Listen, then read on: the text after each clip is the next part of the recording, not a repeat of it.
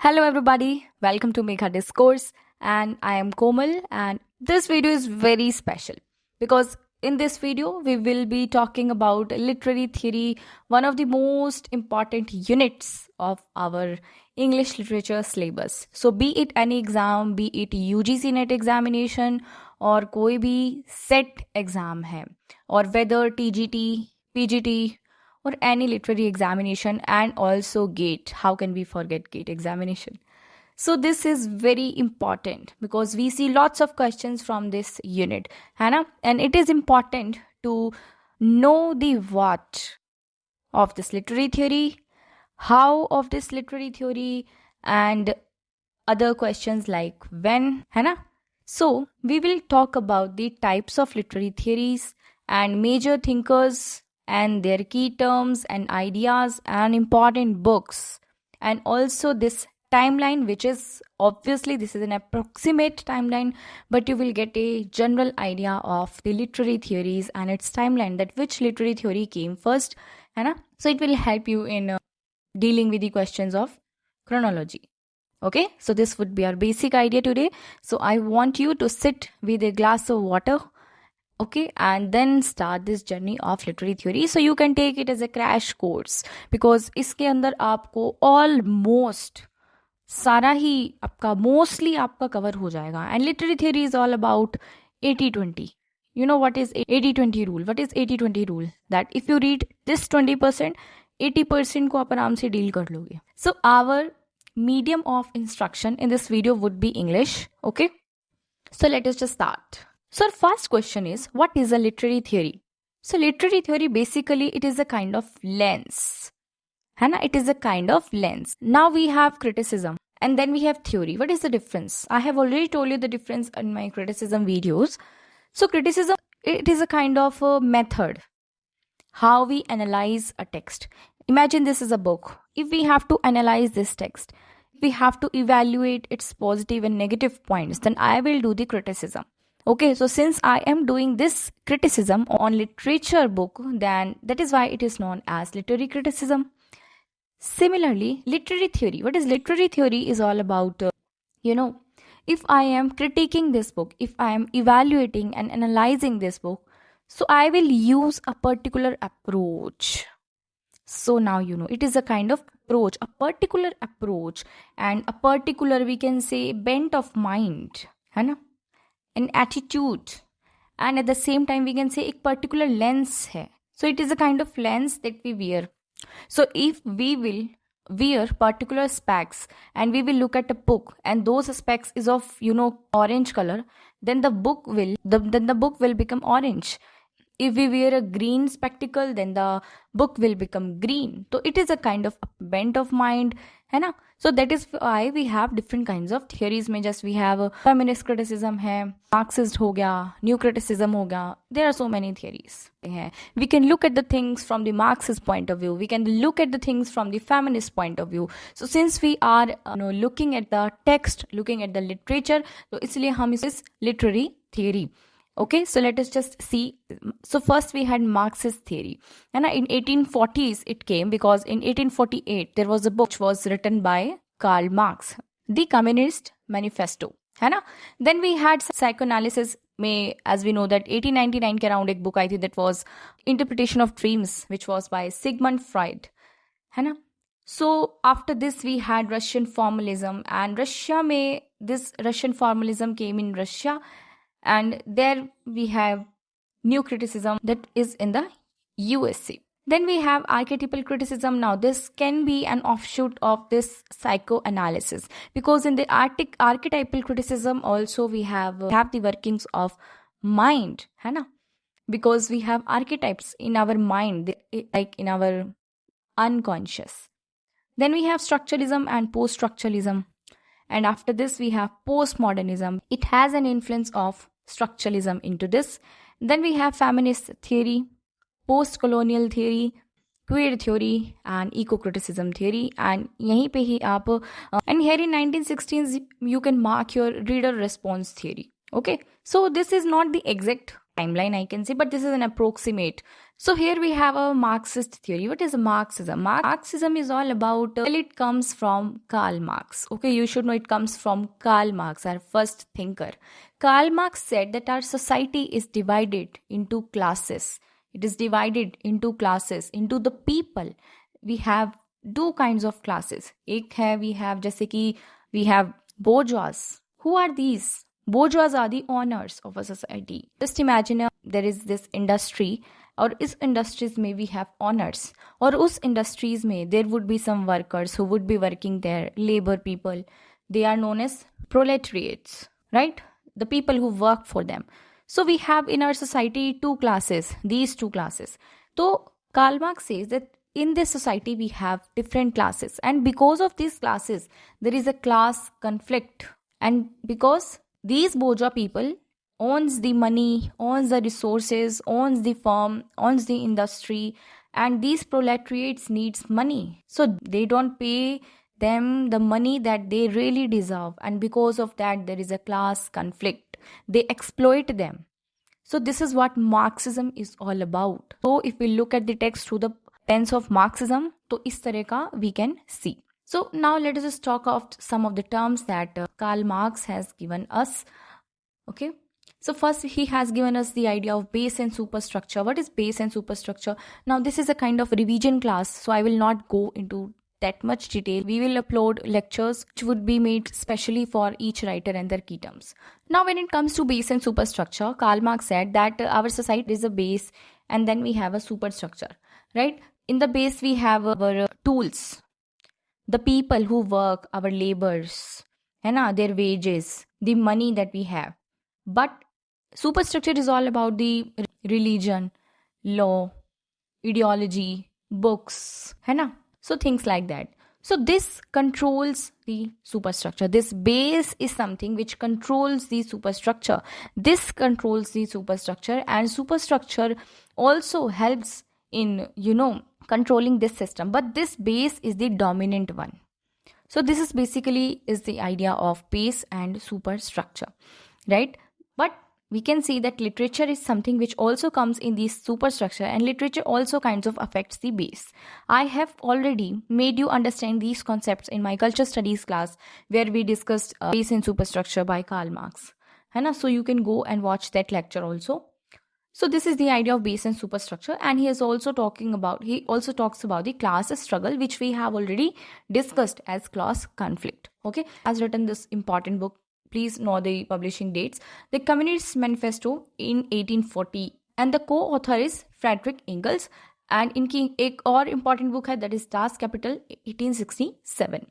Secondly, we have Antonio Gramsci. Now Antonio Gramsci, Italian critic hai, he has written the prison notebooks, and he was for 20 years he was in prison, right? I hope you know why he was in prison, because he was kind of protesting Benito Mussolini, who was the leader at that time. So this prison notebooks is a kind of series of essays, which we can say notebooks that he has written while he was in this prison for 20 years. So it is like 1929 se 35 tak he has written these notebooks, and which were published posthumously. Okay, so he has given some ideas like cultural hegemony, intellectuals, and civil society. Cultural hegemony is a rule by consent. It is rule by consent, that the state or the authority can make rules on you. They can exploit you. They can give pressure on you. They can pressurize you, right? So this they would do by your own consent. You will give the consent. Just for example, Britishers, they came to India and they wanted to, do a trade with us. They had a charter act. They wanted to do trade with us. They said that we will educate you, we will give you railways, and we will work for your upliftment. But what they did, they end up being our administrator. So this is what they did. So what they did, this was a rule, but we gave them our consent. So that is hegemony. So similarly, culture be, so it also kinds of pressurizes us in order to do some things. So this is the basic idea. And then we have intellectuals. Kya hota hai? Intellectuals is a group of people in our society who has some intellectual spirit, in the sense they have some knowledge. They can change the word. They can even manipulate the word. The higher the people, or we can say the think tank of a society. Think tank, the policy makers, the scholars, the PhD scholars, they are a kind of intellectual people who knows about the things, who knows about the different processes and knowledge, who have lots of knowledge, right? So that is intellectuals. So intellectuals can also manipulate people. They can also change for the good. It can be either of the case. Then we have civil society is all about the families, institution, family institution ho gaya, religion ho gaya. So it also manipulates the things. So this is the idea of Antonio Gramsci. Moving on to Louis Althusser, jo hai, he has also written essays on ideology. He basically talks of ISA and RSA and interpellation. We can say the state, they can rule on us. They can rule us. They can use two methods. First is ISA, and then we have RSA jo hoti hai, that is repressive state apparatus. May we have police, we have army, we have law and courts. They can make pressure upon us by using police, by using army, by using arms. है ना, violent है ये थोड़ा सा. This is more strict. But this is not the only thing that they do. They can also use ISA. ISA is ideological state apparatus. This means schools, colleges, and family, and we can say religion. They can also change our thought. They can also manipulate us. They can also affect our ideology, right? Just imagine that आपको अगर school में, if teachers will tell you to not to oppose the government, so what you will learn throughout your life that we do not have to oppose the government, right? So this is how they change our ideology, the way we think. So this is ISA and RSA. And interpellation क्या होता है? Interpellation is all about, it's about when society tells us that, hey, you, it is interpellation. Interpellation is hailing. It is calling somebody. Interpellation means if a society calls us that you have this identity, you are a thief, then I will internalize that thing, that yes, I am the thief. If society keeps calling us something, then we will internalize that thing. That is known as interpellation. Okay. Then we have Harry Galton की एक important book है, this you have to remember, and Introduction 1983, and he has also given the idea of ideology and literature. He says that literature is political. He says that literature में ideology होती है. It is never neutral. Okay. Then we have Frederick Jameson has given an important work, that is The Political Unconscious in 1981, and this is also important work, that is Postmodernism or the Cultural Logic of the Late Capitalism. He talks of political unconsciousness. He talks of political unconscious means that every book, even book, has some unconscious. What is unconscious is a part of our mind of which we are not aware about. Right? We do not know that that is a repressed feeling, repressed part of our mind, our repressed emotions. है ना? So political unconscious means that each book has a something, it also have an unconscious thing that people do not realize, that author do not realize sometimes.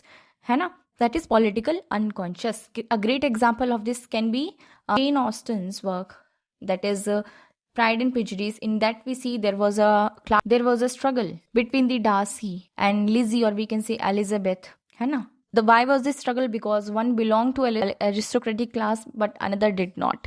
So we have read that novel, और वहाँ से हमें दिखता है कि that there was a tension and a struggle between the two classes एक तरह से. So उसमें भी हमने देखा that we have a political unconscious, and sometimes the author does not know कि author भी इसका भी he is also affected by such things. Then we have cognitive mapping. Cognitive mapping is that we should be aware that where we fit into the system. हम क्या हैं? What is our ideology? What is our history? What is our society? How they are affecting us? So that is cognitive mapping. And then we have late capitalism is all about the new capitalism, the new kind of capitalism. First we used to have, in the old capitalism, we used to have industries, labor industries. Right? But now we have digital ones. Now there is an information age. Now we talk of mass culture, mass media. That is capitalism भी है, but late है ये. ठीक है? Now we look at the money by these things. So this is late capitalism. But capitalism की तरह similarly we have profit making industry, profit making tendency. आज भी we still have people who wants to make profit. We still have people who wants to exploit others, right? So these were the key thinkers, their important books, and some of the ideas, right? So now we have another writer, which is Herbert Marcuse. You should know that he has written these two books, that is Rose and Civilization and One Dimensional Man, right? In One Dimensional Man, he says that every man is one dimensional, means that he cannot think about anything. He is just so busy in his or her own life that he cannot think against the government. He cannot question the government. Now the man is not 3D, he is just 1D, है ना? One dimensional man बन के हम रह गए हैं.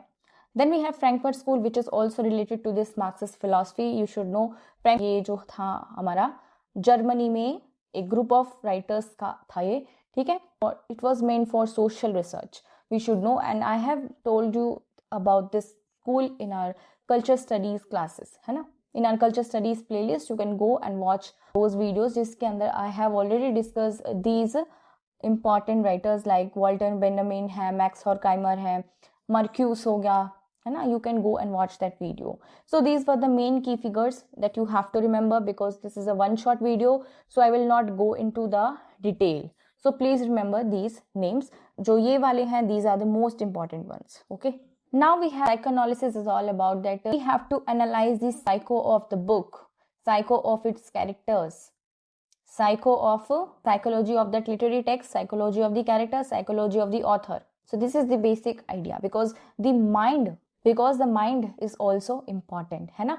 So first we have Sigmund Freud, who is, we can say, the founder of this psychoanalytic theory, and he has written one important work, which is the Interpretation of Literary Dreams, 1899, and एक paper है इनका, this paper that he has written, a special type of choice of object made by man in 1910. Uncanny क्या होता है? Uncanny means strange. Okay, this is the previous year questions of our examinations. Then the terms that he has given is Oedipus complex is all about the idea that there is an romantic interest on the part of son for his mother, and that is Oedipus complex. And then he wants to kill his father because he wants to come at this place. He wants to replace himself with his father.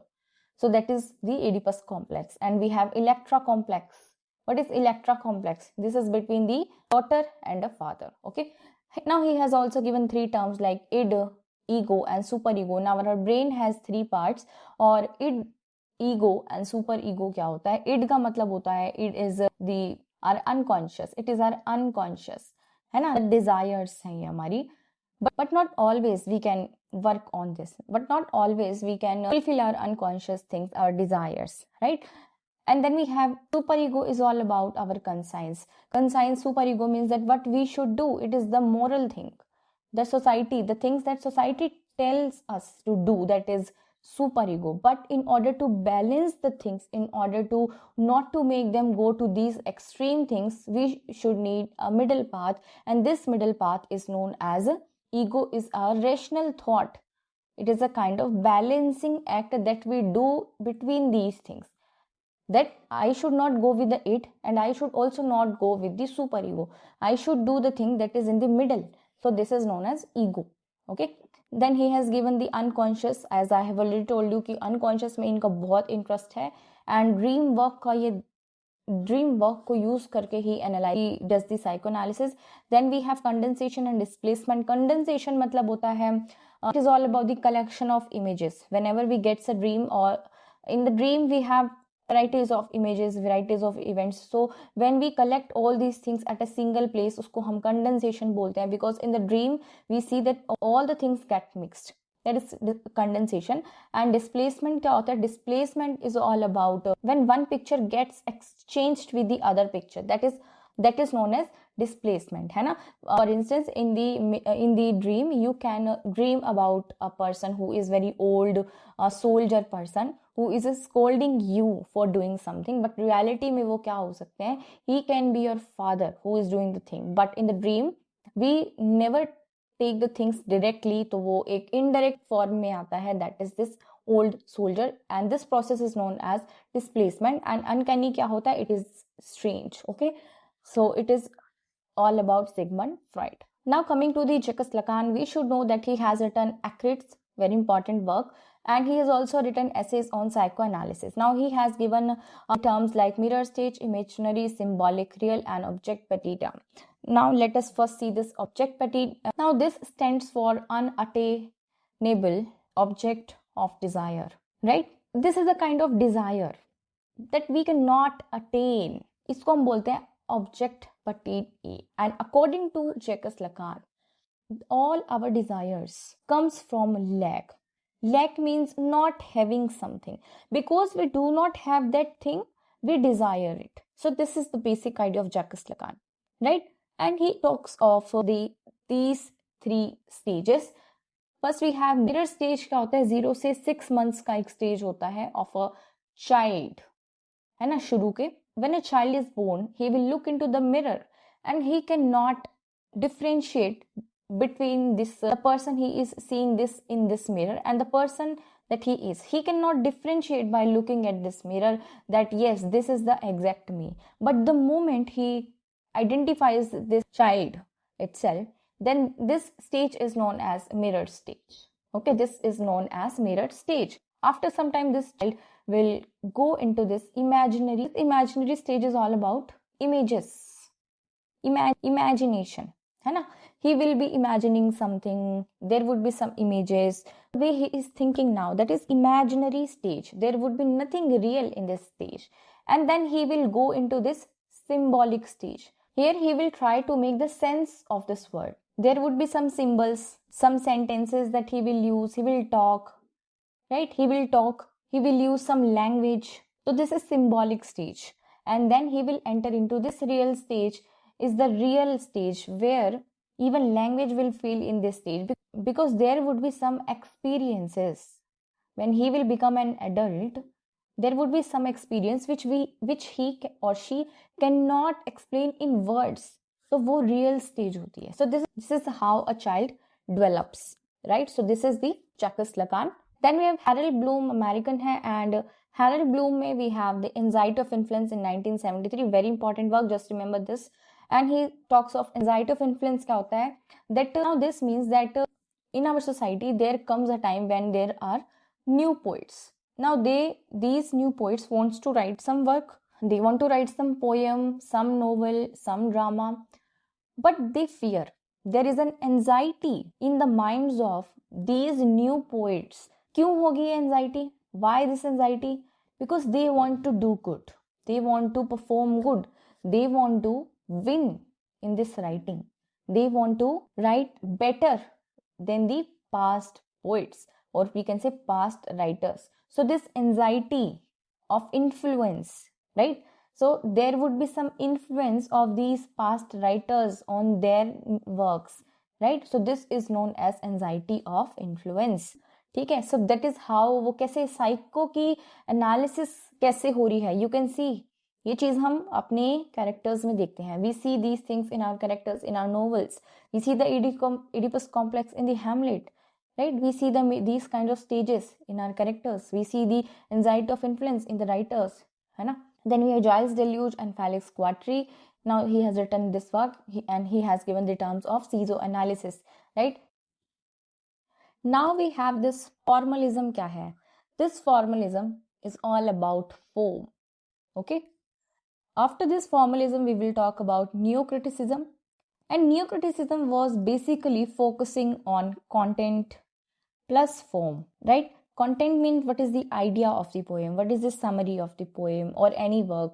Idea क्या है, what the author wants to say. जो poetic language है वो क्या है. And form means the structure, the form, the matter, the devices that literary devices हैं. We have poetic devices, narrative कैसा है. So this is the form. So new critics used to look at both the things, but formalism only looks at the form. For them, form is the most important thing.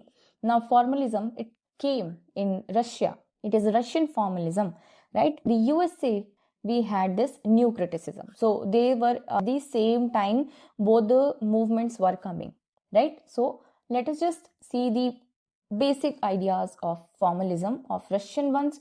So here we have Roman Jakobson. He has written this important work and इनकी जो की terms हैं, this is literariness and metaphor, metonymy and 6 functions of language. I hope you are already familiar with these ideas. So literariness क्या होती है? Literariness is basically how literature is written. How literature is written. It focuses more on the features. What kind of features that we use, devices, poetic devices, literary devices. It is all about what makes literature an art. Literature is not just about story. It can be any story. But why we call it literature? Because some words, some sentences of any other subject, it can be also, they can also be literature, na? Because there are some words, there are some sentences, they are also telling some story, some theory, some concept.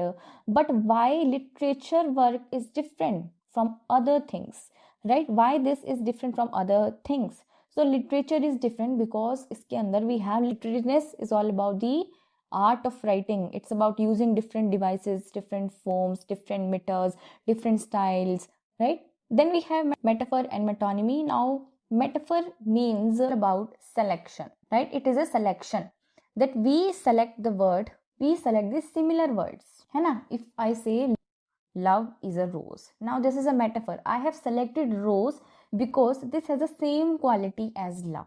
So this is known as metaphor. So metaphor is based on the selection. So in the language also, in the form also, we select some words, है ना? This is known as metaphor. And poetry is more metaphorical. But then we have metonymy. क्या होता है? Metonymy is all about combination. It is the combination of the words. I hope that you are knowing the difference between these things. Now it relates terms. कैसे? It will try to relate the terms having some association. It will try to associate, है ना? For instance, if I am using crown for a monarch, right? Because monarch always wears a crown. So if I say crown instead of monarch, then I can use this because वो associated है उस चीज से, जुड़ा हुआ है वो उससे, है ना? So I can use this also. So this is, so now you know that metaphor is all about the selection and metonymy is all about the combination. So there are two fundamental, we can say, opposite pole of language. This is this similarity. So this is known as the selection and this combination. Okay, and then there is 6 functions of language. Now he has given 6 factors of language. Now please you do tell me in the comment section. Now you do tell me in the comment section कौन से 6 functions होते हैं language के, right? So this is your homework, and if you are honest with your net preparation, with your exam preparation, then you will search on the Google if you do not know these 6 ones, right? Please be honest if you are preparing for examination, right? Now we have Viktor Sklovsky. He has written these 2 works and basically Russian hai dono. Okay. Now he has given this term of defamiliarization. What is defamiliarization? Means to make strange, right?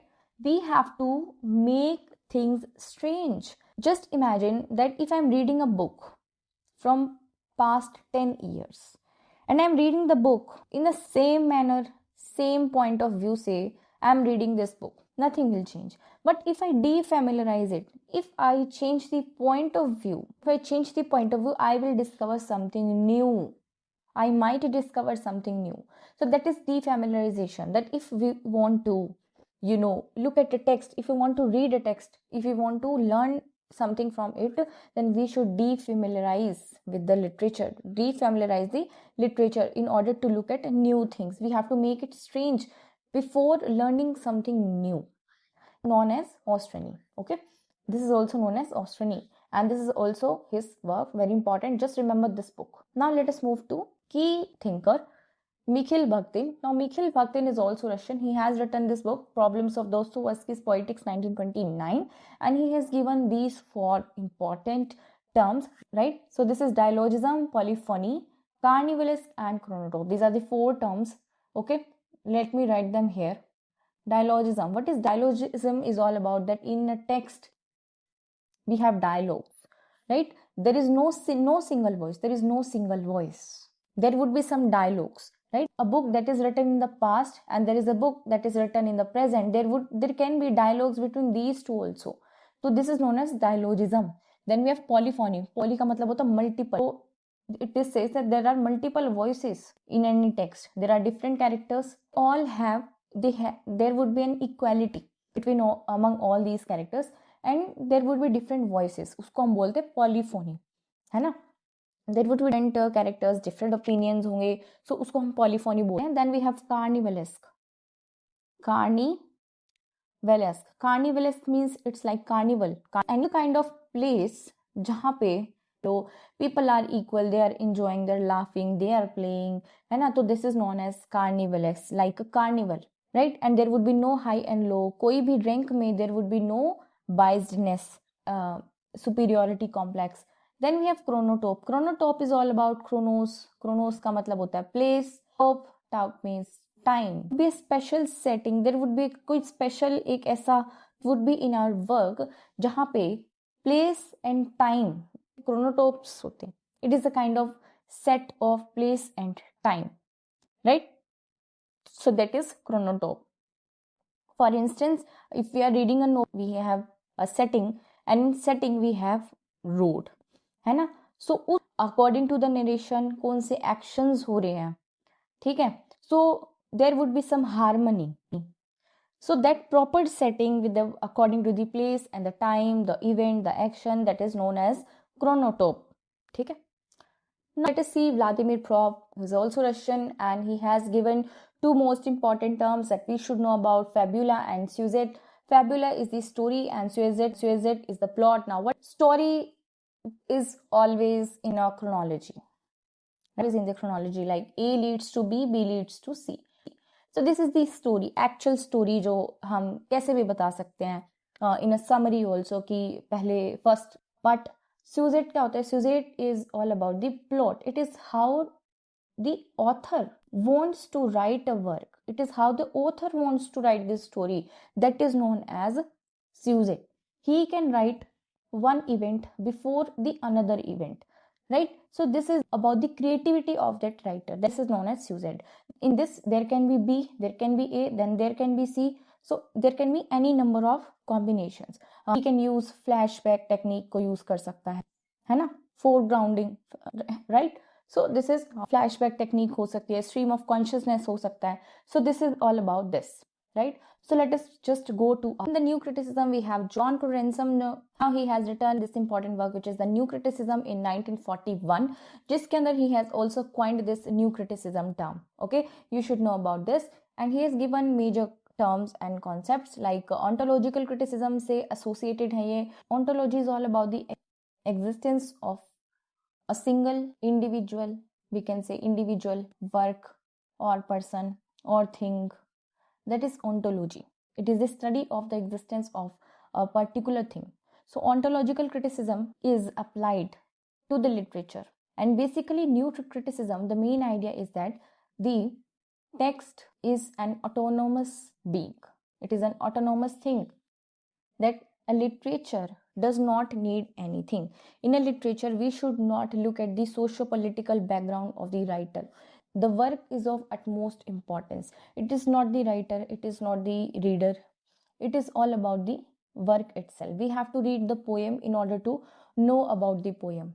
We have to read the novel in order to know about the novel.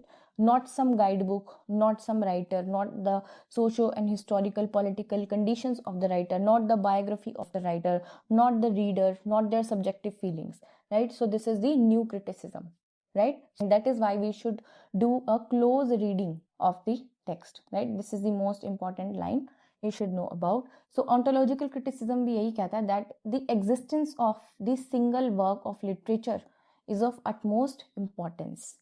Then we have aesthetic autonomy. So John Ransom ने कहा था that the aesthetic importance of the work is the important thing. Aesthetic means that we have to look at the features of the work, and this is autonomous. It does not depend on anything else. It has its own agency. Then we have another writer who is E. Richards, is British person, and he has written Principles of Literary Criticism 1924 and Practical Criticism 1929 and this book. Okay, so practical criticism क्या है? He always talks of close reading of the text. That if we want to analyze any work, then we should do a close reading. It is the only practical method to know about the work. So what he did, one day he gave a piece of poem to his students, and he did not tell them about the name of the writer and who the writer is and the age. So he gave them these poems and he gave them some time to know about the poem. But when he came later to the students, so he was very shocked after looking at the stock responses of the students. He was very much shocked because those stock responses, those responses were different from the actual summary of the poem, actual message of the poem, because these students were not aware of the writer, so they interpreted the wrong in a different way. So this is what I. Richard says, that we should only focus on the work. Why we are looking at the author? Why we are looking at the biography of the author?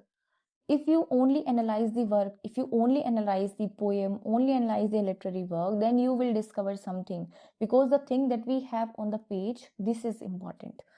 And he has also talked about the referential and emotive language. Referential language means that he has written an essay which is the two uses of language, in which he says that language has two uses. The first is referential, then we have emotive. Referential means that language talks about the references, facts, numbers, information, right? But emotive means that language also has feelings, emotions, poetic language. So this is the use of language. Then he tells that the meaning has four functions, right? Meanings has to perform four functions. First is sense, is the whatness. It is the whatness of the poem or any literary work. It is like what a poem wants to say. What is the sense of that poem? Then we have feeling, means it is the feeling of the writer towards that work. That is known as the feeling. It is the emotional attitude towards that subject. Then we have tone, is towards the audience. It is the tone of the writer towards the audience, or we can say the reader in this case. This can be sad, this can be angry. And then we have intention, is the purpose, that why that work is written. This is the purpose of the work. So these are the four types of functions that a meaning has to perform. Then we have Alan Tate has given one important term, that is tension. What is tension? In the tension is all about the push and pull concept. It is the push and pull concept, that whenever we read a poem, there is a tension between the connotative and denotative meaning. First, we read the poem literally, at the literal level, right? And then we have its connotative meaning. There can be number of meanings from that same literal level. If I say white, then white can mean peace, white can mean pure, white can mean color. So there can be many meanings. So this is the literal meaning, but these are the connotative meaning. So there is always a tension between these two types of meaning. There is a tension, intention ka and extension, these two terms. So there is always a push and pull relation between the extension and intention. So this is known as the tension, of which Alan Tate is talking about. So extension and intention, these are also two concepts of Alan Tate, please remember. Then we have Clint Brooks. Clint Brooks has written The Well-Wrought Urn and the Language of Paradox, in which in this Well-Wrought Urn she talks of heresy of paraphrase. What is heresy? Means it's like committing a sin. So you should never paraphrase a work. You should never make a summary. This is what Clint Brooks is saying, because text is important. We should read it as it is. We should not try to summarize it. We should not make a synopsis of some work, because that work has its own beauty. And if you will make a paraphrase or make a summary or synopsis of that work, then it would be like a sin that you are committing, right? And Clint Brooks has analyzed the works of John Donne, John Keats. So this is the heresy of paraphrase. And then she also talks of paradox. What is paradox? Means contradictory, something which is contradictory. This means that a text always have a paradoxical quality, that there would always be something paradoxical in any literary work, and that is the beauty of this literature. And this in heresy of paraphrase, she also says that you can never reduce poetry. You cannot reduce a poetry which is of 10 pages into 1 page. If you are doing so, then this is a crime that you are committing. And in the paradox, we see that paradox is a contradictory statement, because meaning always gets changed. Meaning is never fixed, it always changes, it always transforms, it is never fixed.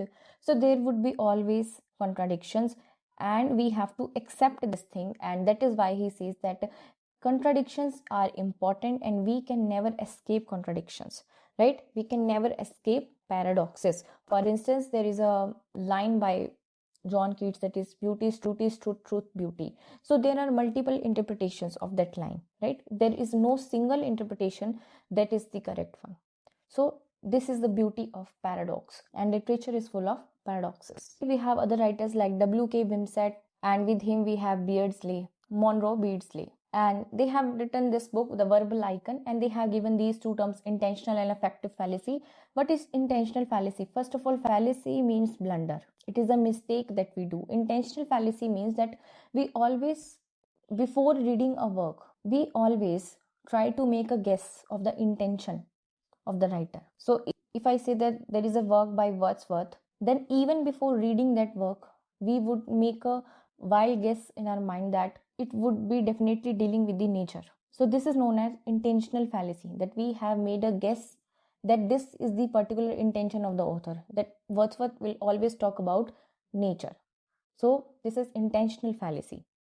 But affective fallacy means it is the kind of fallacy that people commit, that how the literature will affect them. There would be multiple readers, and literary work will affect each reader differently. So there is no single effect. So this is very subjective. So this is known as affective fallacy. This can make some readers sad, and work can make readers angry. This can make readers happy. This can make readers feel relatable. So this is known as affective fallacy. Then we have F.R. Lewis. Now he has written The Great Tradition, and he talks of organic community. Organic community, he means that people used to believe that there existed a community which was organic, which was far from the mass produced, which was innocent. But now this community has been destroyed by the industrial revolution, mass produced industries, right? But F.R. Lewis says that such community never existed. And this is the misreading on the part of the people, right? So this is what organic community is all about. And he has written this important work, that is The Great Tradition, of which you should know about. He has named like George Eliot, Jane Austen, Henry James, Joseph Conrad. Now these are the great novelists, and this is what Great Tradition is all about. Basically, it is about the canonical writers. Then we have William Emerson. He has given 7 Types of Ambiguity. This is his major work, written in 1930, published in 1930, in which he has given 7 types of ambiguity. So please look at those ambiguities also. Archetypal criticism. Archetypal criticism means that in the literature we always have archetypes. What are archetypes? ये जो होते हैं types होती है, right? जैसे hero, we have trickster, we have fools, है ना? We have ghosts. So all these things are very common across culture. If we talk of the world literature, if we talk of the British literature, if we talk of the Indian literature, world literature hai, so we see hero, trickster, fool, ghost in almost every other work. We came across these kinds of archetypes, right? So this is the main basic idea of this theory, that in the literature there are different archetypes, and this has an offshoot from our psychoanalytic criticism, that in our mind, that the mind of every person is almost same on this whole earth, right? So this is the archetypal theory. We have the key thinker J.G. Fraser. Now J.G. Fraser ने एक important work लिखा, that is The Golden Bow, where he talks of myth and ritual, है ना? Here he talks of myth and ritual, that there are some myths, there are some rituals, and they are almost the same across the boundary, across the nation, right?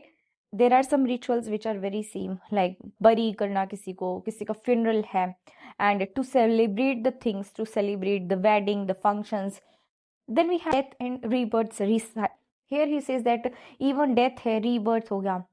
Harvesting season. This harvesting season is, celebrated in almost every other country. Why there is so much similarity? Why we all celebrate this harvesting season? Because it's the season of rebirth. Similarly, death is mourned everywhere. So there are some things which are common, which we all do. right? Let us move to another writer. So another writer is Carl Jung, is a Swiss, we can say, theorist, and his major work is Essays on Psychology. And he talks of collective unconscious. What is collective unconscious? It is, first we talk of unconscious. We have already talked of unconscious, I would say. Unconscious is the repressed part of our mind, of which we are not aware. है Some things that we do, there are some things that we do while being unconscious. So we have a collective unconscious. We as a community, as a people on this earth have something which is collective in us, right? So this is known as collective unconscious. So there is something which is stored in our mind. These things are unconscious. ठीक है? Then we have Maud Botkin, British theorist hai. He has written important work which is Archetypal Patterns in Poetry. Please look at the publishing date also. I forgot to mention it. So he's also very important theorist. He also talks of archetypal theory. Then we have Northrop Frye, he's Canadian theorist, and he has written this work Anatomy of Criticism 1957 and also Fearful Symmetry. Now tell me ये जो title है कहाँ से लिया गया है? Fearful Symmetry का. In this work, Anatomy of Criticism, in Anatomy of Criticism, he has given a myth pattern. Now here, he has given this myth pattern. जहाँ पे spring जो है, now these are the seasons. Okay, ये seasons हैं. Spring, summer, autumn, winter. Now these are common, है ना? Common in every word. Now they represent some genre, the type of literature we can say, है ना? And now these are all associated with some myth that we will look at shortly. Now we should know that spring जो है, spring is basically, now when we look at the works, if there is a season of spring, then there would be some comedy. Basically वो कोई comedy का work होगा if they are talking of spring season, है ना? And comedy related to the myth of birth. If there is some birth related कुछ भी incident होगा, there is some birth, some happiness है, some birth है, तो वहाँ पे spring की बात होगी. Because even in the spring season also we see the birth of new leaves, है ना? New plants. Similarly, summer के अंदर जो genres देखने को मिलता है, that is the romance ones, है ना? And romance is all about the triumph, win करना किसी चीज की, harmony हो गया. It's all related to the love. And that is why he says that, shall I compare thee to a summer's day? Who? Sonnet 18 by William Shakespeare.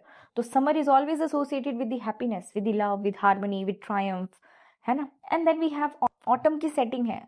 Autumn का season है work में. So this means that if there is a season of autumn, then it is associated with the tragedy. It is associated with the fall, some decay, or there would be some separation between the lovers. So ये कुछ myths हैं जो हम देखने को मिलते हैं. This is always common. Nobody will use autumn for romance. Nobody will use winter for romance, because winter is associated with the winter comes in the genre of irony, satire, है ना? We have seen in the Wasteland also, in the Wasteland poem, there was a winter where everything is dead, right? So इसके अंदर हम क्या देखते हैं? chaos से related है, darkness, death. So in the Wasteland we saw there was death, infertility थी, there is nothing, it was a barren age. So this is all about the Frye's myth pattern. Now let us look at the structuralism. Structuralism, what is structuralism? Is basically looking at the structures. See, this is a structure.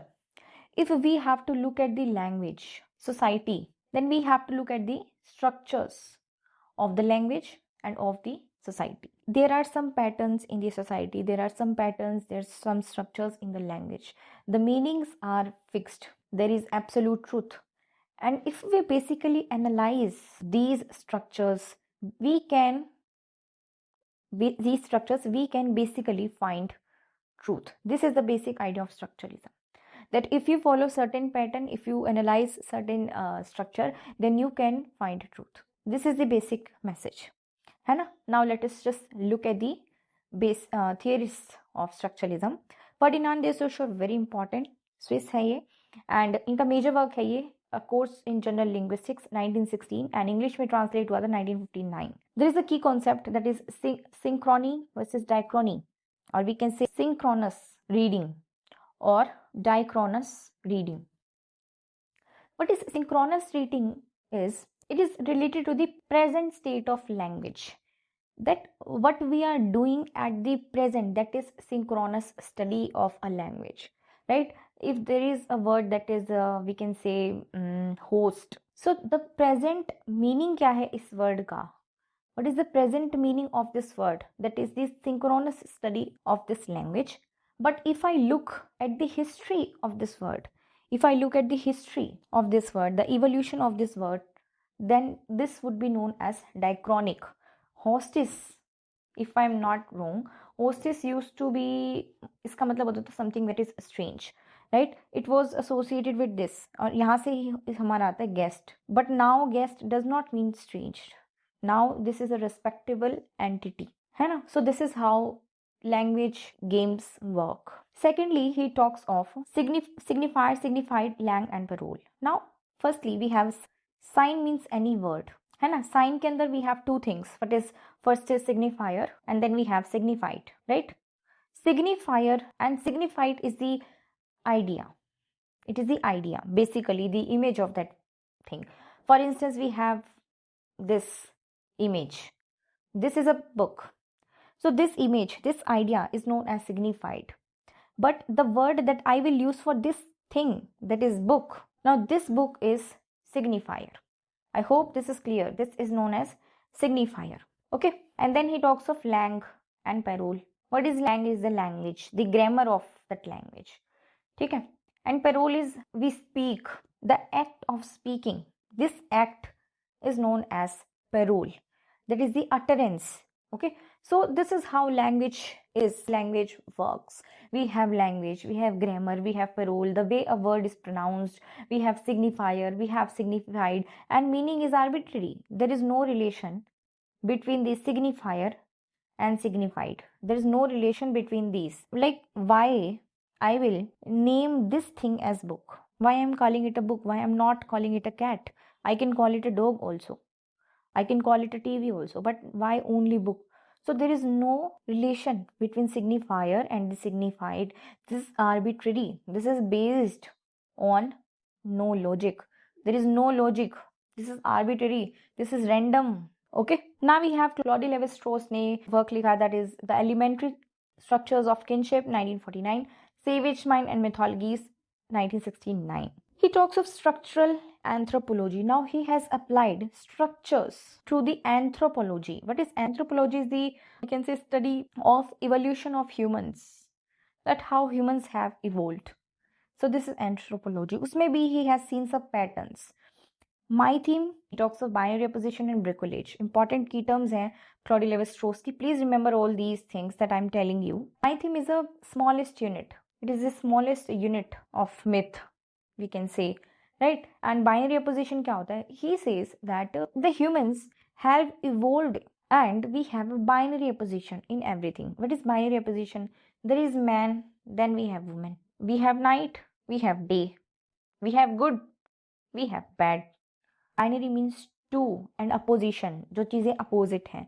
So this is the thing, that we always have binary oppositions in our humanity. Man, woman, male, female, night, day, bad, good. So this is known as binary opposition. And then there he talks of bricolage. What is bricolage? Is do it yourself. It is DIY, nothing else but DIY. That humans always make myths. He talks of structures in the kinship. So people always make myth, the stories on random things.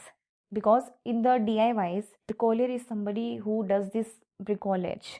He picks random things, random stories, random folklore, random different things from different folklores, history, myths, traditional things, and then he will make something new. So that is known as bricolage, right? And this bricolage is very opposite to engineer. Is somebody who would do this intentionally. He would not pick from anywhere. He will make the things new, right? So please remember all these things because these are asked in the UGC NET several times, right? And this Michael Bakhtin should not be here. Okay, we have discussed him in the formalism part. This is just editing mistake. Okay, so please ignore this portion. And in the structuralism, we have Roland Barthes. Now, Roland Barthes can be like a bridge between the structuralism and post-structuralism, because in the first he was structuralist, but later he became a post-structuralist, right? and this is what we should know about. Death of the author, ये इनका post structuralism phase का work है. The French है and writing degree 0 1953, mythologies 1957, SZ 1970 and the death of the author 67 में. So please ये सारे works, these are, he has given 5 quotes that we should look at these 5 quotes in a text. Now what are these 5 quotes we should know? So hermeneutics is basically hermeneutics is all about the element in a story which is not explained yet. ठीक है, and we still have to look at this, we still have to figure it out. That is hermeneutic. The writer has not given us anything relating to that event, that character. It is a mystery, we can say, right? Then we have pro-eretic. What is pro-eretic? Is what is going to happen next. ठीक है, it is that hint, what is going to happen. It will give us some hint, so we can guess about the actions of the future actions. That is pro-eretic. Then we have cultural code, is all about the common things. It is the knowledge that we have in common. For instance, if I say British Raj, right? So this British Raj, every Indian can relate to this word, this phrase, British Raj, because they have faced this British Raj. Even our another next generation can also know what is British Raj is all about, because this is a cultural code. This is a code, it is a language, it is a hint of which we all know about. It is a language of which we all know about. So it's like a codes we have in our language, right? We all can relate with it. Then we have semi-code. What is semi-code? Is all about the stereotypes. But if I say there is a person who is wearing white cap and having a walking stick in the hands and circular goggles, so this obviously means Gandhi, है ना? तो ये semi-code. We all know the meaning of that particular thing. And then we have symbolic, means symbol से related, है ना? कि symbol क्या है? If I talk of white, then white is the symbol of peace. So these are universal things, right? So this is all about this readerly and writerly text. So please look at these terms also.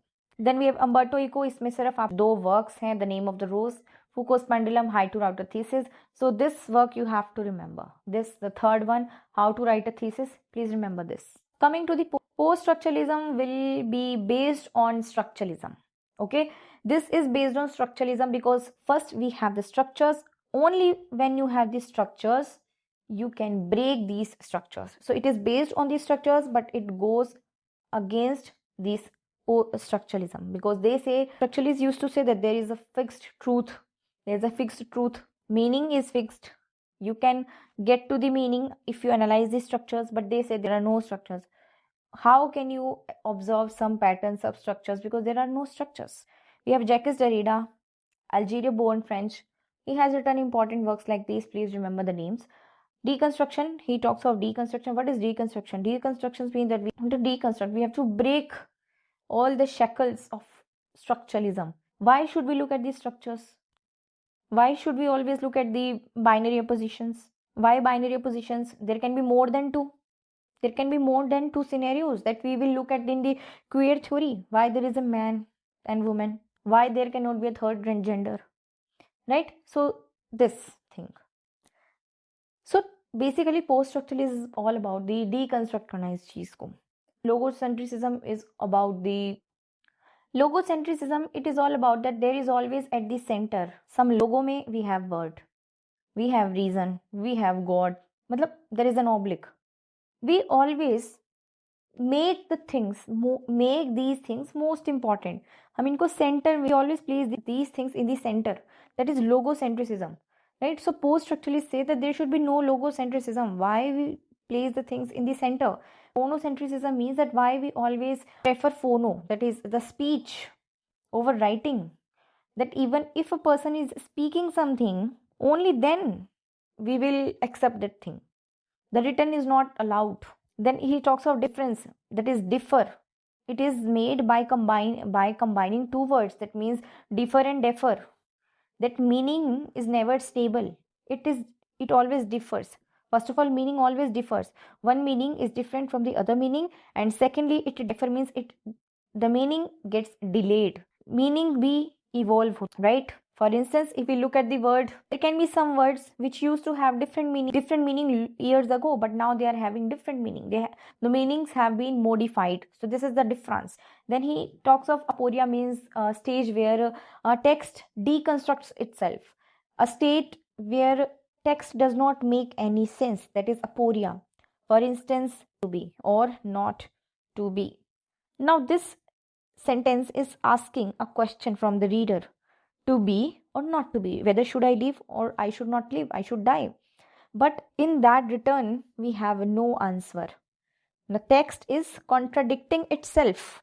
So this is known as aporia. And then you have free play. That meaning is in the free play. There is no fixed meaning, and meanings are, discovered every day. They are delayed, they are differing. So there is a free play.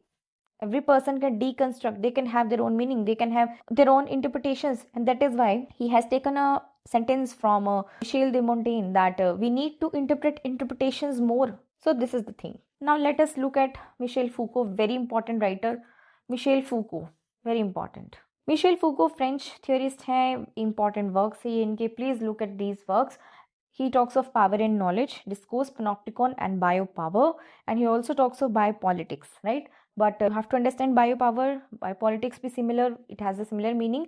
I will make you understand that. What is, first of all, power and knowledge? Now, Michel Foucault says that there is a group of people in our society, and if somebody has knowledge, then they would be having power. This is certainly, right? Because if you have a knowledge about any subject, then you will talk. Then you can talk. You can rule that discussion actually, because you have something to say. You will not remain silent. So thereby you would be having some power over the people who do not have knowledge. So in our society, similarly, what happens is that there are some people who are, who have some money, who have some power, who have some knowledge. They exercise some power on the people who does not have any knowledge. And if you have power, you can get the knowledge. So these two things we have to look at. If you have the knowledge, you can get the power. And if you have the power, if you have the money, you can afford the knowledge and you can get knowledge, right? So this is a loop that goes on. And there is, in our society, there is power everywhere. Power circulates from all the directions. This is what he is saying. There is a power everywhere. As we are looking at this world right now, there is a reign of money, of power. There is a corruption everywhere and manipulation everywhere. Basically, discourse is talk about something. This is according to me actually. Talk about something from time immemorial. And this discourse can be corrupted. Now let me make you understand this thing. This discourse is all about what people actually talks, what the mainstream, the main people who have power talk about something. They make a narrative about something, and this narrative will become famous. And on the basis of this narrative, all the people will make stereotypes. This is known as discourse. This discourse, people set the discourses, and discourses can be corrupted. These are corrupted, right? Let me give you an example. Just Western people set a discourse that these Eastern people, they have to be orientalized. These Eastern people, they are exotic. They do not know anything. They are uneducated. They are exotic. They do not know how to wear something. They do not know fashion. They do not know how to eat. So this is a kind of narrative that they made. This is manipulative. And this, if somebody will come across with this discourse, they will judge the Indians on the basis of this discourse. So this is known as discourse basically. Then we have panopticon is basically, well, these topics have depth, but since this is a one-shot video, I cannot still avoid to make you explain the things. So panopticon is all about, just imagine a situation where there is a jail. These are all the prisons, and there is a building in the middle, and on that building we have a tower. Okay, and from that tower, if there is some person who is able to look at all the jails, it means that all the prisoners this person can watch all the prisoners, what they are doing, whether they are not revolting against them. So this is known as panopticon, right? And this kind of jail system, this kinds of, seeing you, watching you, Big Brother is watching you, similar to that. So this kind of jail system was given by Jeremy Bentham, right? So this is known as panopticon. And what is biopower? Biopower means panopticon, and basically panopticon mein what happens is that they do not know anything about this, that they are being looked at. Okay, now what is biopower means that the government always have a power on our bodies. Bio se aata hai bodies, right? They have a power on our bodies, right? For instance, we can imagine we have abortion policies, we have one child policy. So what they are doing, they are making policies regarding our bodies, that what we should actually do with our bodies, right? What mad people should do with their bodies, that mad people should be kept in prison because they are harmful for the society, right? There is some person who is mad, if there is a person who is doing harmful things for the society, then there should be punishment for that people. So they are the deciding factor कि क्या करना चाहिए, right? So they have a power on our body, and if they are, and when they execute this power on our body, this is known as biopolitics, right? This is known as biopolitics. So they have madness in civilization, in which he talks of that how throughout the civilization madness जो है वो change होती है, because in the Renaissance, mad people, the fools, were treated as the people who have some wisdom. But now mad people are kept behind the prisons, in the asylums, right? And why clinics came, right? And it also talks of discipline and punishment, that why we punish the people, we discipline them, or by giving them discipline, schools and colleges, institutions, religion, all kind of, they always try to discipline us, they always try to pressure us. This is their power over us, right? And then he talks of history of sexuality also. Now Julia Kristeva, now she has given the term of intertextuality, abjection, symbolic, semiotic, and Cora. Intertextuality means that if there is one work, then in that work there would be some reference to the previous work or some other work. So this is known as intertextuality. One text refers to the other text, that is intertextuality, right? For instance, we have the novel of Bronte, Charlotte Bronte, that was Jane Eyre, right? And Jane Eyre में character है Bertha Mason. Now that person, on the basis of that character, there is another work which is The Mad Woman in the Attic, that is written by Susanna and Sandra Gilbert and Susan Goober. So this is known as intertextuality. Now this we will talk shortly. Abjection क्या होता है? Abjection is the way, is a state of mind. It is a kind of feeling when something which is very strange come in front of us. That is the abjection. Okay, so when we go from the mirror stage to the imaginary stage and the real stage, we face this, the feeling of abjection. He also talks of how this, Julia also talks of symbolic and semiotic, है ना? And Cora. What is Cora? Tell me in the comment. What is Cora? I'm giving you a few homework and that you have to do. Okay, the main function of a guide or a teacher is not to tell you everything. We always guide you, but it is you that has to work at the end of the day, right? So this video will give you a good overview of the literary theory. I have here provided all the major key terms, major books, major writers, and telling you 100% that on the basis of only this video you can get 99% of your questions right. I'm telling you, because on the basis of this knowledge you can eliminate the other things, and obviously you have to search on your own. You have to go beyond this, you have to work on your own, right? So I will not spoon feed you, but it is a guiding video, right? So please do share our videos and subscribe our channel if you are liking our content, right? And please, the homeworks that I am giving you, please comment section में बताया करो, okay? It is for your benefit. Then we have Paul the Man, the resistant to theory, इन्होंने work लिखा है, and he belongs to Yale School of Deconstruction. Okay, Yale School of Deconstruction क्या है? It is the community of people who follows the deconstruction basically, and these are the key members. You have to remember all these members' name because PYQ है. These are the PYQ of SET and NET examination. Okay. Then we have J.H. Miller is also associated with the Yale School. So for post-structuralism, I would say this is sufficient, right? And please look at the other important ideas and themes of these writers also. Now we have reader response theory. May we have normal Holland. We have to remember the approaches of all these writers. Reader response theory में क्या होता है? That here the reader is at the center. That what a reader thinks, about the text. That is the meaning. That is the important thing, right? In this we have Norman Holland who basically talks of what are the psychological response kya hai, psychological response of the reader. That is the thing, right? Now you can see this is also based on psychoanalytic criticism. That is why I am telling you that reader response hai.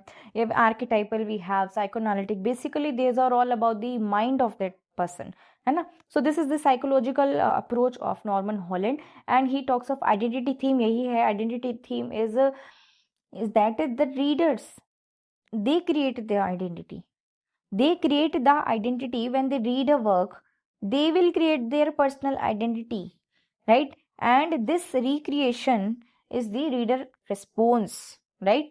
So this is the work. Then we have Stanley Fish basically talks of affective stylistics, that how stylistics, how the form affects, how the form of a work affects on the reader's psychology, right? And he gives the concept of interpretive communities, that the communities, it is the meaning is made by the communities, right? By the communities. When different people come together, they interpret the meaning, right? They sit with each other and they would interpret the meaning. That is interpretive communities. So there is this important work which is is there a text in this class 1980, very important work, please remember. Then we have Wolfgang Iser, transactional theory hai inki, approaches of transactional theory, in which he says that the transaction is, as you know, transaction means give and take, right? It is the give and take. So when a reader is reading a book, he will read that book. If there is some reader and he is reading that book, he will read the text and he will make the meaning as he goes by the reading, right? He will read one sentence, he will make a meaning. Then he will read another sentence, right? Then he will make a meaning, new meaning. Then he will read another thing, then he will make a meaning. So meaning is constructed halfway between the two, right? So we make the meaning.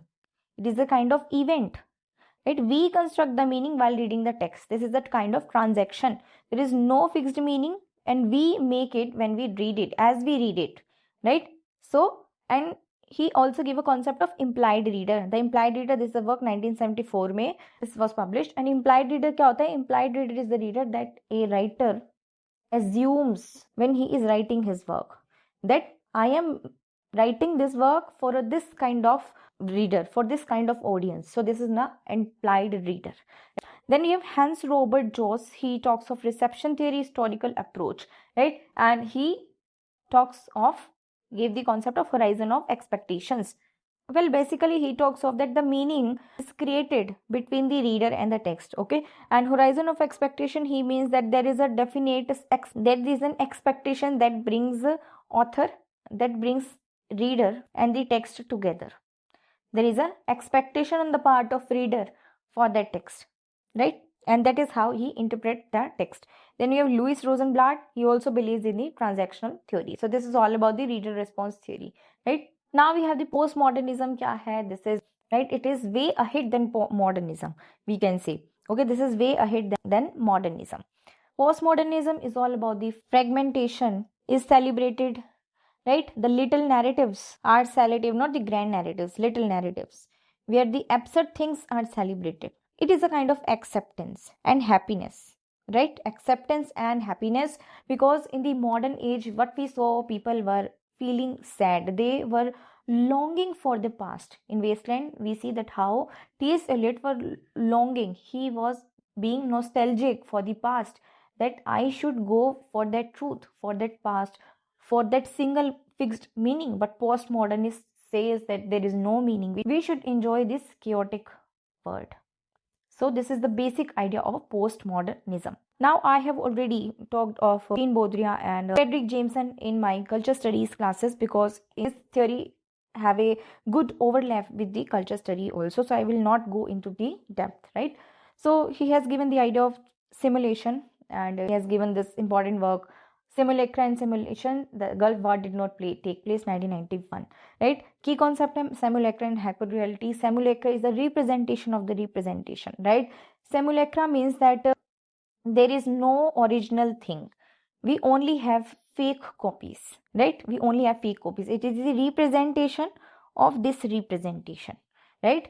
This is a representation, ये representation है किसकी, इस representation की, right? इस is a fake copy है, this is simulacra. And hyper reality क्या होता है, hyper reality, this is hype means that real, it is more real than real. In the postmodern world, we can see that there are some things which seems to be more real than the real itself. That is hyper reality.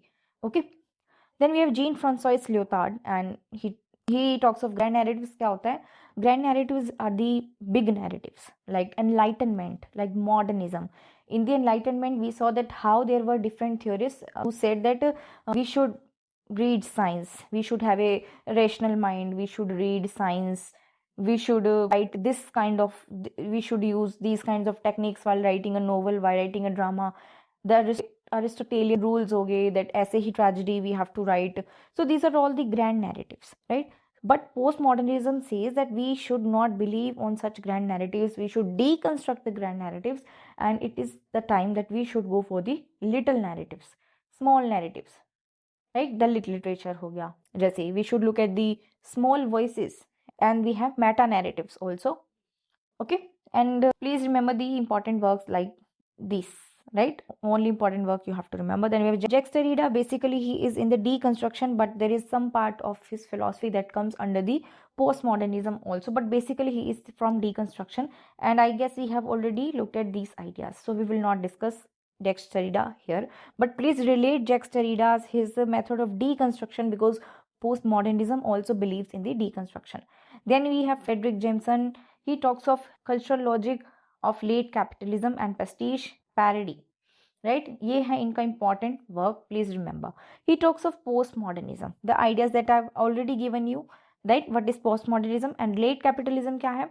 Old capitalism was all about manual labor, machine labor, basically, because in the old capitalism, what we saw in the industrial age, there was a reign of this machine, profit, money, right? Now this late capitalism is way ahead than this old capitalism. This late capitalism also believes in such profit making things, in exploitation, but now we have digital age, information age, right? Here data is more important. Here in the industrial age, petrol was something which was important, but now the data is more important. Now the chip is more important, right? Now the AI is more important. Now we have semiconductor chips that are more important, right? So this is basically late capitalism and mass produced जो चीजें हैं, right? So basically this has a good overlap with the culture studies. So please, I would recommend you to please and go and watch all those 3 videos for culture studies, because this will give you a good knowledge of this subject. And now let us look at the 4 stages that was given by in the simulacrum of Baudrillard. Now here is this reality number 1, that is stage 1. We see there is a brick, है ना? So this is a representation of representation, है ना? Because I have clicked the picture of this brick. तो यहाँ पे क्या है? This is a representation, right? So there is this reality. उस reality का एक तरह से क्या किया है हमने? एक represent किया है. Then we have stage number 2. In this stage number 2, we see there is a point of view. 2D कह सकते हैं इसको हम. So this is a point of view of that brick, right? So of course there is a reality, but it has been modified, or we can say corrupted. So this is the second stage, right? Then we have this image. So in this image you can see there is a painting similar to the brick.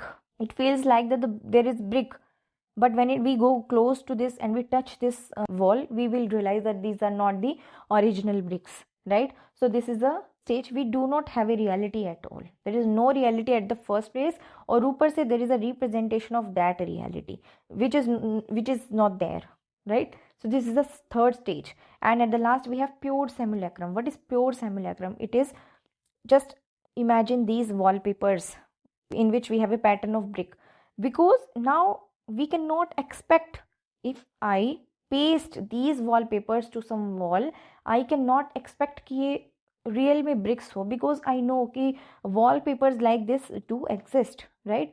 So first of all, there is no reality. So here we would not talk of reality at all, because at the first place I am not expecting them to be bricks, because I know that wallpapers like do like these do exist, right? So there is no reality, first of all, because I know that only the thing that is here, that is trying to imitate brick, they exist. So this is pure simulacrum. This is the fourth stage, right? This is the ultimate stage. So in the postmodern world, we have this stage, right? This is the fourth stage, or we can say even the third stages. Now let us talk about the feminist theory. So feminist theory is all about equal rights to all, including females, including women, right? So this is a political stance, we can say. So in the feminist theory, we can say there were four waves. First wave, we have 1700s say 20s tak, and in which we have Mary Wollstonecraft first. It was Mary Wollstonecraft. She has written a work, The Vindication of Rights of Women, right? And in which she talks of rational education, that women should be given some education. They lack that courage, and because of that thing, they have been, they have been exploited. So this is what she demands for a woman, that women seem inferior due to lack of education. So it was she, and there used to be one or a few more writers who talked of female rights in those times, right? So this was the first way, we can say. And she says that I do not wish them to have power over men, that a woman might not have power over men, but over themselves. They should know how to regulate themselves, their emotions, their education, right, their activities.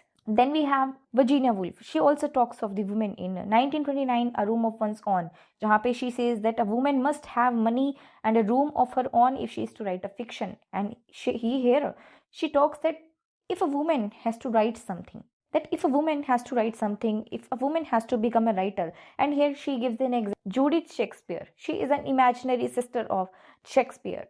And she says that if Judith Butler has to be a writer, then it might be possible that she would not become that great writer as Shakespeare, because she will not be having some resources. She will not be having a room of her own.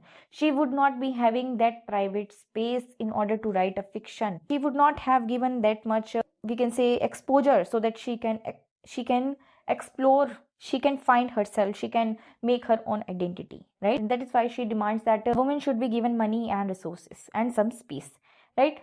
Then we have second wave. In the second wave, 60s to 80s, may we have Simone de Beauvoir. Now Simone de Beauvoir, she writes The Second Sex, very important work, and in which she says one is not born but rather becomes a woman, right? That a woman is always the second sex. She is othered. There is a concept othering. Tell me in the comment section what is othering. Now there is first we have the first sex, that is the man. Then we have second sex, that is the woman. So why woman is the second sex? Why she is not the first sex? Why she has not given the priority at the first instance? So this is her question. And she says that one is not born but rather becomes a woman. We all born as an individual. Now this is this society that constructs this gender is constructed. This society constructs the gender, that whether you should behave like a man, whether you should behave like a woman, right? And we do this by repeating, right? So this is constructed. Then we have Sexual Politics, 1970, in which she talks of that how on the sexual things we have politics. That if we look at some home, that if we look at a home, then there is a woman who is always responsible for the kitchen part. She's always responsible for the food, kitchen, laundry, and so many things, the house chores, housework, right? And man, who is the breadwinner, who goes outside and earns the money, right? So on the basis of gender, we have even the tasks to such gender. On the basis of their sexual orientation, we are doing politics. This is the dirty politics, we can say. So this is the Kate Millett. Then we have Betty Friedan. She has written the work The Feminine Mistake in 1963, in which she says that there is a problem. The problem that has no name. Which problem? What problem? Let me make you understand this. Now the problem is that after the World War, women were at their home. The white women in the post-war world, they were at their home. They were being domestic, right? But they are unhappy. Their husbands have money, they have luxury, they have money, they have every resources, but they are unhappy because they are domestic, because they are not doing anything, right? There is lack of self-respect and dignity. So this is a problem, and this problem has not diagnosed, and this is the problem that has no name. Nobody is talking about this, right? And then we have Helen Sixers. Now Helen Sixers, she talks of the laugh of the Medusa, 1975. She has given the term a creature feminine, that a woman should express her body. A woman should express her thoughts, her body. She should write the way a woman should write. She should write the way she wants to be, the way she wants. Right? This is a creature feminine. We should not always look at the writings of male writers, because male writers, they write very straight. There is no flowy language, right? They never talk in stream of consciousness, right? There should be nothing linear like them. So a woman writing is very, you can say it is a kind of complex, like a woman's mind, the way she thinks. And here Helen says that do whatever you want, express your body, express yourself. And in the laugh of Medusa, right? And she says that we should communicate our body. Then we have The Mad Woman in the Attic by Sandra Gilbert and Susan Goober, of which I was talking about earlier, right? So this was published in 1979, right? So I hope you know this, The Mad Woman in the Attic, where the Bertha Mason, that she has been kept locked in an apartment, in a room by her own husband, right? And she is the mad woman here in the attic. So it also talks of the rights of the women. And she also talks that either a woman is monster or an angel, right? Writers never write about women as a human. Either they have been treated like a monster, either women are the witch or the monster, or they are the angel, the innocent ones who are being raped again and again, as we saw in the test of the Dear Beverleys by Thomas Hardy. But they are never treated neutral like a man is treated. So why this worship? Because there is a concept. There is a very clear concept. What? That if you will keep the things on a pedestal, on a central level, we can say on the forefront, you will not look at it, right? You will not accept that thing as normal. You will not accept that thing as a normal or a human. And this is what our society does, right? We have called cow as a goddess. But look at the conditions of the cow now. They're not being treated as a goddess at all. They are being exploited for the milk, right? I would suggest you watching the documentary Maa Ka Doodh, right? This, I watched it and I really loved it, and this is very thought provoking, I would say. So this is the thing. This is just an example. You can really go and watch that. It is freely available on YouTube. So this is the tendency of our society, right? And you have also looked at the social media, that how rivers, which are treated as goddess, are now being exploited. So this is the same thing, right? So a person should not be looked at as a monster or an angel. We should treat the people, we should treat the human being as a human being. We should look at their pain, right? And we have other theorists as well. Alan Showalter, very important. Now she has given the term of gynocriticism. क्या है? Coined by Showalter, पहली बात तो, and secondly, it is the study of women as writer, that how women are as writers, how women are as writers.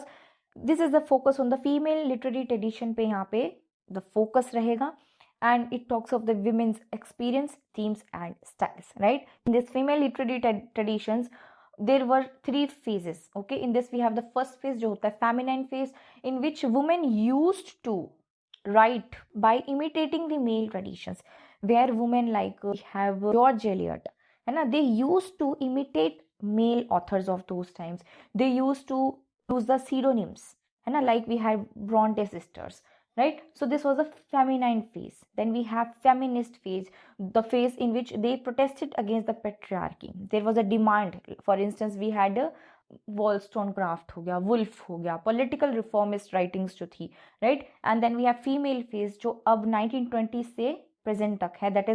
That is the search for a female identity, that we should not fight, we should not imitate, we should rather form our own identity, self-discovery and autonomy, and we should be independent female aesthetics, right? So this is the thing.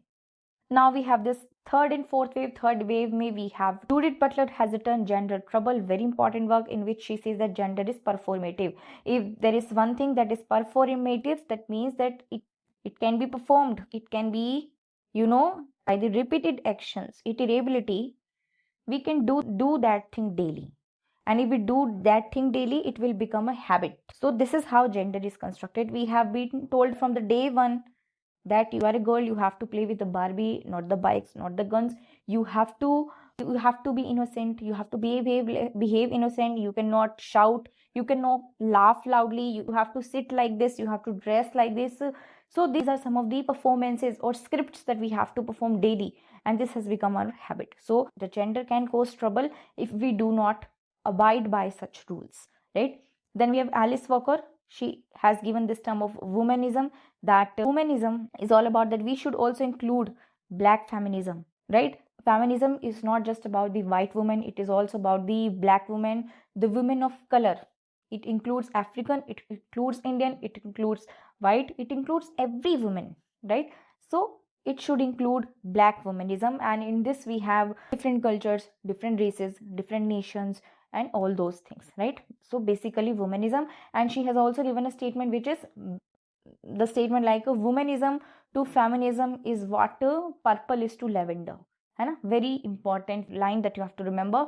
And then we have fourth wave, this is 12 से लेकर अब तक है, that is where we have Me Too movement, we have online activism आ चुका है, we have consent body positivity. So this is also a fourth wave that we are confronting now. Let us just look at the post-colonial theory. Now I know this is a big lecture, but we have to finish this theory, right? Please rewatch this session again and again whenever you give any examination of English literature in which you will be having theory. Please watch this video again, and please do not download.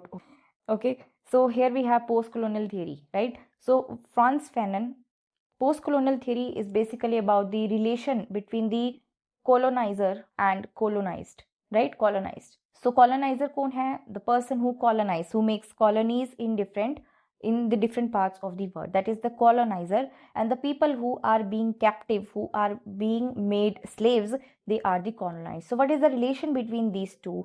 So these relations, the themes, the effect this post-colonial thing have on the people's mind, so all these things are to be studied under post-colonialism, right? So in this we have Franz Fanon, a thinker. He talks of the, we can say, unconscious and the mind, colonial psychology, that is colonialism ka, this colonialism thing, what kind of effects this colonialism things had on our mind, right? So this is this colonial psychology. And they obviously, if we have to fight against such things, fight against such exploitation, then we should use violence. लातों के भूत बातों से नहीं मानते. So we have to use violence. We have to go tit for tat. If we have to fight with such colonizer, we should use violence. And decolonization, we need decolonization. We have to decolonize such things from our mind, right? So only if we want to heal our mind, if we want to heal our shock, the trauma that they have given, we should fight. Important works saying we have Ratchet of the Earth and Black Skins White Mask, very important. If there is any single work which is the most important in literary theory, I would say this work. Then we have Edward Said has given the Orientalism, and इन्होंने ये दिया था 1978 के work में, that's Orientalism 1978. Cultural Imperialism is also another work published in 1993. Orientalism means to oriental. Now this is a word, wait a minute, I have a bad habit of making things messy and my student knows it. So this is a word, right? And so in this word we have two parts. So first we have the Western, we have Eastern, right? So these Western people, these Britishers, the Americans, they look at the Eastern people, the North African people ho gaya, we have Asian peoples, Indians hai, right? So we look at these people in a very exotic way. We call them exotic, strange, uneducated, they do not know anything, right? So we look at them like this. So they want to orientalize us. Orientalize means they want to educate us. They want to make us better. It is the white man's burden. Who has written this? The burden of white man's burden. Tell me in the comment, right? It is the burden of the white man to educate us. They have to civilize us, right? So this is the thing. And Gayatri Chakravarti's Spivak, now she talks of subaltern, that we have subaltern people. Even subaltern are the people who are the subcategory में आते हैं. These are the people who are exploited. Exploited may be exploited hai. For instance, we have women, we have children, we have Dalit, right? partition victims होंगे. So these are the subaltern people, right? Then we have strategic essentialism, very important term that is given by Spivak. Strategic essentialism means that we have to make a strategy. We have to, we have to make a strategy. We should come together. Even if we are all fighting different battles, we should all come together and fight with a single cause. Then we should drift away apart, right? So this is strategic essentialism. We should come together, we should collectively fight with a single cause, with this post-colonial thing, and then we should move away with, right? So for a temporary period of time, we should at least strategically get collective. So Can the Subaltern Speak, very important work, and she has also translated of Narratology. 1976 में she has translated this work, and this is written by Jacques Derrida. और वैसे ये work कब आया था 1967 में, but 76 में वो translate करती है, so you can remember in this way. Then we have another, that is Homi K. Baba, and he has given the terms hybridity, mimicry, ambivalence, and third space, nation and narration, location, culture, very important works. Hybridity क्या होती है? That where two cultures meet. So this is a place where two cultures meet. तो यहाँ पे we become a person who is having two cultures, two lifestyle, two languages, है ना? So this is known as hybridity. Hybrid मतलब mixture. Mimicry क्या होती है? Mimicry is there is some colonizer who is trying to behave like a Britisher. He will wear such kinds of clothes. He will walk like that. He will talk like that. He will speak like that. So this is known as mimicry. But mimicry is always a mimicry. It is never original. So that is a kind of, we can say, mockery हो जाती है, right? Then we have ambivalence, means where the person does not know where he or she exists. That is ambivalence, right? Ambivalence, something very strange, right? And then we have third space, is this space, right? This space where this colonizer, third space where this colonizer and colonized meets, right? This is the space, this is known as the third space. Now in this slide we would see, now here are some of the other important post-colonial texts that you have to look at. Please imagine communities, written of my native land, remember these publishing days, Marx of Congress, Empire Writes Back, and Provincializing Europe, right? So let us just move. Now we have New Historicism and Cultural Poetics, very important theory. New Historicism is all about that Old Historicism was all about the author, and author's history और उसकी जो biography है. But New Historicism says that yes, these are important, but here we should make such a combination जहाँ पे हम history plus literary text दोनों को, we would give equal attention to both the things. That is New Historicism, or we can call it Cultural Poetics, right? In this we have the Stephen Greenblatt, who is the founder of this New Historicism, right? And he has given concepts like resonance and wonder, जहाँ पे wonder is all about that. First, in a museum, what happens? We go to a museum and we look at some painting. So at the first instance, if we will look at it, we will get amazed, we will get shocked. So that is known as wonder, right? But resonance is all about whether that thing is relatable to us, whether it affects us emotionally or mentally. So that is resonance. And then he also talks of the circulation of energy, is all about, in a text we have a circulation of social energy. For instance, we have King Lear. So in the King Lear, we saw that there were three different daughters, and the two of them were fighting for the power, for the property of their father, right? And there was this Edmund also. I have uploaded the lecture of King Lear, right? You can go and watch on the channel. So there was an social energy, एक तरह से power dynamics was there. People were fighting. There was a fight for the power. So that is known as circulation of social energy. That in the New Historicism, if we look at the history of the text, then that the text is also influenced by different kinds of social energies. That is the thing. Okay. So please remember. Now these are some of the important works that you can look at. And this essay you have to remember. Louis Montrose, now he talks of text, history, reciprocity, that they have a reciprocal relation. How? The historicity of the text and textuality of the history. Very important line. So he says that a text has some history, right? If there is a work that is Hamlet, then it might be having some history. There would be some author, his biography, the social political conditions of Elizabethan age, the company, globe, the theater, the people, whether whether the actors were being paid or not. So there would be some history of that thing, right? So this is the historicity of that text, है ना?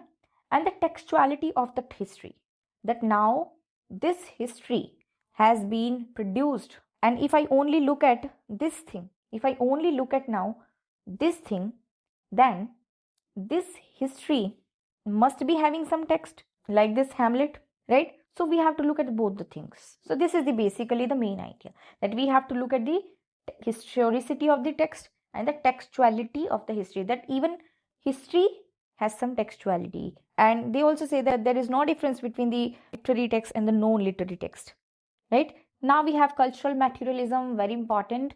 Cultural materialism basically ये भी एक offshoot है Marxism का. This is also an offshoot from the Marxism. Actually from this Marxism comes the cultural materialism and new historicism. And this cultural materialism is more Marxist in nature and more radical, right? Please remember this thing. So when it comes to cultural materialism, we should know that it means that in our culture there is materialism. Basically this is the idea. Materialism means the use of materials, money, materialistics, bhautiktavad, है ना? So our culture is made up in such a way, and this materialism has become our culture in this age of mass production, cheap things. This has become the new norm, right? So here we have the Raymond Williams. Now Raymond Williams has founded this cultural materialism. His most important works is The Culture and Society and Marxism and Literature. This work को याद रखेंगे. Now key concepts are culture as ordinary. Now this Raymond Williams says that culture is ordinary. That culture is all about the ordinary people. Culture is not high or low. Culture is not about the high culture or low culture. I have uploaded the shorts on these things: high culture, low culture, mass culture, media culture, है ना? So culture is not just about high people, low people. No, culture means the culture of the ordinary people, like us, like the middle class people, right? And he also talks of the structures of feeling, that how our feelings are structured, right? In the structures of feeling, he says that there are three kinds of feelings. We have the dominant ones, dominant culture. We have residual, these. Then we have emergent, that there are some feelings that are dominant, some trends that are the dominant ones. For instance, now we have 5G, 4G. They are the dominant ones. But residual means the past traditions that are still present in our society. For instance, we have Nokia phones. We cannot say that they do not exist now. There are some residues of this also. Emergent means which are coming, which are not realized fully yet, which are not explored yet, like AI. It still needs some time, right? So this is how our feelings are structured. And then we have Jonathan Dollimore and Alan Sinfield. Now they both have written this political Shakespeare and co-edited in 1985. Please remember this work. Now two more theories and we would end this video. So very colorful. This is queer theory. Now I have already discussed this in my 100 PYQs classes. So I took that slide from there, from my previous video, right? So what is queer theory? Now this is an offshoot of feminism, feminist theory we can say, right? Queer theory is a field of post-structuralist है. So I have already told you that they do not believe in these structures. They do not believe in the binary oppositions of man and woman. Critical theory है, which is broadly associated with the study and theorization of the gender and sexual practices that exist outside of heterosexuality. If you want to know about the queer studies, then please remember these keywords. Heterosexuality, homosexuality क्या होता है? What is heterosexuality? See, heterosexuality में hetero आ रहा है. Hetero means more than, we can say more than one. Heterosexuality means that we believe in man and woman relation only. There can be no another third gender or transgender or another cisgender. We have so many genders, right? So hetero, this is the normativity, means that we have made these things normal, that there is nothing outside this. This is the normal thing. We have normativity, heteronormativity भी बोलते हैं इसको, right? So this heterosexuality जो है ना, ये दो में, to believe in those two genders only. So these queer studies tended to think outside this heterosexuality, and it challenges the notion of heterosexuality and what is normal. Okay, so I hope you have understood this thing. It emerged in the early 1990s out of the queer studies, formerly often known as gay and lesbian studies. इसको we used to call it, and women's studies से आया है, as I told you. And as an academic discipline, queer studies itself was developed by American feminists जैसे have Judith Butler and Eve Kosowski Sedgwick. So these were the founding members, we can say. So major thinkers may we have Judith Butler, as we have already discussed her, and Eve Kosowski Sedgwick, very important name that you have to remember. And she has written a work, Epistemology of the Closet, Sexuality and Knowledge ki she talks about. When we have Foucault also talks of queer studies, right? Because the concepts of Foucault has been taken in this queer studies, because he has talked of history of sexuality also, that how sexuality may be, there is corruption, there is power all around, and we look at the sexuality in such a way, there is a power discourse. And we have Gail Rubin, she talks of sexual hierarchies and politics. Please remember a few things from this slide. Then we have our last theory, very important, eco-criticism theory. Now we are moving to the nature. We have talked about so many things. We have talked about the mind, we have talked about the class, we have talked about the modernism and postmodernism, we have talked about the, what should I say, reader, we have talked about the text, we have talked about the form, we have talked about the female, and now what we will talk about now, we will talk about the eco-criticism, the nature that we live in. The nature we tend to ignore, but the nature that has given us everything that we need. So eco-criticism is a study of literature and ecology from an interdisciplinary point of view. There would be many disciplines, right? Where literature scholars analyze karte hain what? Text that illustrate environmental concerns and examines the various ways, and literature treats the subject of nature. That how nature is represented in literature. If we talk about the William Wordsworth, and we read his poems, like we have Ode on Intimations of Immortality, Tintin Abbey, Daffodils, then we will look at that how he talks about the nature, its beauty, its spiritual, nature as a guide, nature as a mother. And so how literature, in the literature, nature is represented. Even eco-criticism, maybe we have three waves, but we will not talk about this as the video will become longer, right? So I would want you to stay connected to our channel if you want to learn more about all these things, right? So this term eco-criticism, this was coined by William Ruckert, and they had this magazine, which is ASLE, Association for the Study of Literature and Environment, and ASLE hosts biennial conferences twice a year, and they used to publish a journal which was ISIL. Okay, remember this can come in a statement based question. So this was first originated by Joseph Meeker, and the earlier it used to be literary ecology, but now we call it eco-criticism. Okay, in his Comedy of Survival Studies in Literary Ecology. Now please remember these three names, Cheryl Glotfelty and Lawrence Buell. Now they two, Harold Fromm and Cheryl Ney, they have written this, the eco-criticism reader, and Lawrence Buell, the environmental imagination. Now we have a lot to talk about on this topic, on the depth of literary theory of all the 10 units, right? And we are doing this, we are uploading the lectures, and I hope that you have enjoyed this lecture, though this is a big one, but I hope you have learned a lot of things from all these things. Please you can make your own notes, you can go into the depth of these topics as you prefer, and please share, like, and please give hypes to our videos, so that money is never a problem, right? So please channel, and please give hype to our channel, and we are giving free classes for the set series, for the GATE English, for the UGC NET English. Then please subscribe our channel and do watch our videos, because they are really helpful, and the homeworks that we give to you, Megha ma'am and me, please give and write in the comment section, so that we can know that yes, our audience, our students are studying. Because you know what, in this world nothing is free, it takes time, nothing is free. I'm not talking about the money, I'm talking about the energy, I'm talking about the time, right? So if somebody is giving his or her time, then please appreciate that time, right? And also utilize your own time, do not waste these productive years. You can become a great, amazing assistant professor of English, in some good college, in some good university, right? So please stay connected and thank you.